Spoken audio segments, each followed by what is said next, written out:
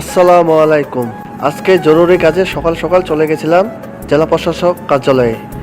দেখুন কি সুন্দর চারপাশের ভিউ জেলা প্রশাসক কার্যালয়ের। এটা হলো ভেতরের সাইড। আজকে হঠাৎ দেখি তিনতলা থেকে লক্ষ্য করতেছি যে কিছু গণমাধ্যম কর্মী কি যেন তাড়াহুড়া করে ভিডিও ক্লিপ নেওয়ার জন্য রেডি হচ্ছে।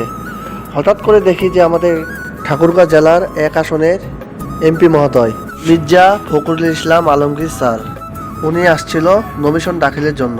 আজকে নমিশন দাখিলের শেষ তারিখ, এই জন্য নমিশন দাখিল করতে আসছেন তিনি। এই জন্য গণমাধ্যম কর্মী তাড়াহুড়া করে তার ভিডিও ক্লিপ নেওয়ার জন্য এদিক ওদিক ছুটেছুটি করতেছে। অনেক সুন্দর একটা ভিউ। আমার জরুরি কাজ শেষ করে বাসার উদ্দেশ্যে আমি আবার চলে যাই।